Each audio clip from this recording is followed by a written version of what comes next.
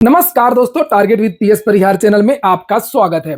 Video शुरू करने से पहले ही मैं आपको बता दूं कि ये वीडियो केवल और केवल नए विद्यार्थियों के लिए है, जो विद्यार्थी 12वीं पास करके स्नातक में प्रवेश करना चाहते हैं या कर रहे हैं और सरकारी नौकरी का सपना देख रहे हैं।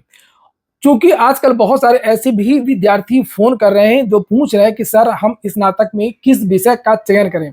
कोई कह रहा है कि मुझे सिविल में जाना है, कोई कह रहा है मुझे टीचिंग लाइन में जाना है, कोई कह रहा है मुझे एसएससी करना है। तो ये वीडियो उन्हीं के लिए है। तो वीडियो को जल्दी से लाइक कर दें। जो नए छात्र हो तो चैनल को सब्सक्राइब भी कर लें, ताकि आप लोगों को इसी प्रकार की जो अपडेट्स हैं वो मिलती रहें। आगे बढ़ने से पहले एक सूचना है उन विद्यार्थियों के लिए जो विद्यार्थी किसी भी प्रतियोगी परीक्षा की तैयारी कर रहे हैं। वे सभी अभ्यर्थी टेक्स्ट बुक के इस बेस्ट ऑफर का लाभ ले सकते हैं, जिसका नाम है जीत का संकल्प। और यहाँ पर इसकी जो लास्ट डेट है वो केवल 31 मई है। कल इसकी जो लास्ट डेट है वो समाप्त हो जाएगी और जो प्राइस है वो इंक्रीज हो जाएंगे। टेक्स्ट बुक का जो ईयरली पास हुआ करता है, जिसमें 1 साल के लिए भारत की सभी परीक्षाओं के मॉक टेस्ट आपको मिलते हैं। परीक्षाओं की अगर हम लोग बात करें तो लगभग 800 से ज्यादा भर्तियों को इसमें कवर किया गया है और मॉक टेस्ट की संख्या 80,000 से ज्यादा है।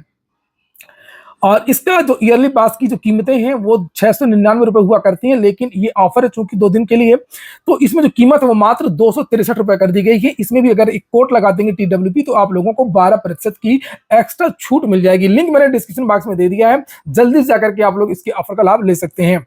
चलिए शुरू करते हैं। और सबसे पहले बात विद्यार्थी, चूंकि बहुत सारे विद्यार्थी आजकल इसके बारे में पूछ रहे थे, तो मैं सबसे पहले शुरुआत से बताऊं आपको कि 12वीं के पास में आप अपनी स्ट्रीम जल्दी चेंज करने की कोशिश ना करें। अगर आपका कॉन्फिडेंस लेवल ठीक है, जैसे आप अगर फिजिक्स केमिस्ट्री बायो के छात्र रहे हैं, इंटरमीडिएट साइंस साइड से रहे हैं, या फिजिक्स केमिस्ट्री मैथ के छात्र रहे हैं, आपको लगता है कि हमारा सब्जेक्ट ठीक है, हम इस फील्ड में अच्छा कर जाएंगे, तो निश्चित तौर पर आप BSc कर सकते हैं। और अगर बीटेक करना है तो बीटेक भी आप कर सकते हैं, लेकिन आप चाहे BSc वाली बात हो चाहे वो बीटेक वाली बात हो, आप लोगों को देखा देखी नहीं करना है। इस चीज का आप ध्यान रखें कि मेरा पड़ोसी या मेरा रिश्तेदार वो बीटेक कर रहा है तो मैं भी बीटेक करूंगा, उसका IIT NIT में हो गया या अच्छे कॉलेज से वो कर रहा है, तो चाहे मैं निजी कॉलेज से करूं, चाहे मैं डोनेशन देके करूं, चाहे मैं प्राइवेट कॉलेज से करूंगा तो बीटेक ही। ये काम आपको बिल्कुल भी नहीं करना है। अगर ये चीज करेंगे तो फिर आगे आपको इसका नुकसान देखने को मिलेगा। अब आप फेल भी हो सकते हैं, कई सेमेस्टर एग्जाम होता है, बहुत सारी चीजें होती हैं, वो का कॉन्फिडेंस लेवल भी गिर सकता है। अगर बीटेक करना है तो आप अपने दम पर एंट्रेंस एग्जाम निकालें और अच्छा कॉलेज अगर आपको मिलता है, चाहे वो UPTU के 2-3 कॉलेज हैं, NITs अच्छे NITs हो, वहां पर एडमिशन ले सकते हैं। IIT को तो बहुत ही अच्छा है। इसके अलावा भी अलग अलग यूनिवर्सिटीज भी बीटेक कराती है, वहां से भी बीटेक कर सकती है। तो कोई बीटेक की बात। हम बात कर लेते हैं अब BSc की।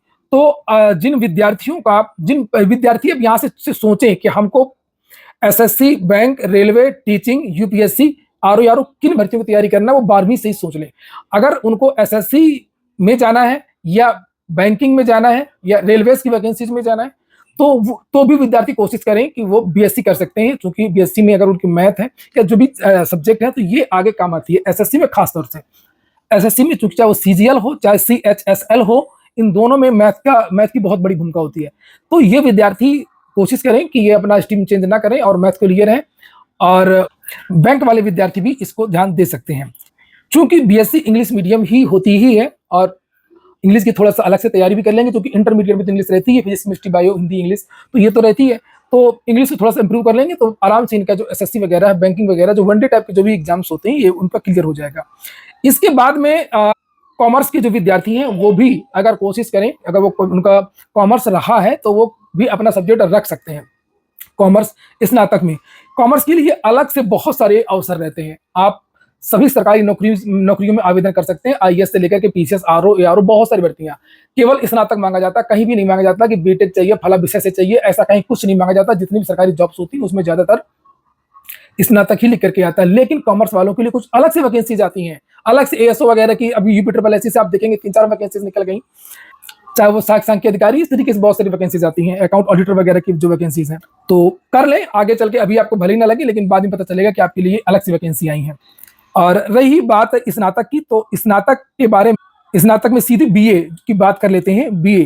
BA में भी लगभग आप 80% सरकारी नौकरियों में आवेदन कर सकते हैं। BSc वाले 90% और बीटेक वाले लगभग सभी नौकरियों में वो भी आवेदन कर सकते हैं। तो यहाँ पर जो BA के लिए जो अवसर है खास तौर से वो UPSC से जो वैकेंसीज निकलती हैं, इसमें आपका आती है वैकेंसी पीसीएस की, आरओ की बहुत सारी आती है, खंड शिक्षा अधिकारी वगैरह की, और संघ लोक सेवा आयोग से बहुत सारी वैकेंसीज निकलती हैं। तो इनमें तो विद्यार्थी आवेदन के बारे में सोच ही सकते हैं कि हमको ये करना है या ये करना है, और साथ में टीचिंग लाइन भी है बीए करने के बाद में।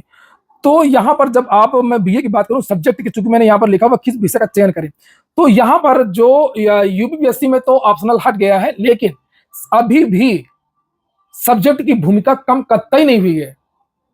जो भी मेंस में जितने भी first paper, second paper, third paper, GS का फोर्थ पेपर, ये सभी जितने भी पेपर हैं इसमें वही सब्जेक्ट आते हैं जो ग्रेजुएशन में है आपके।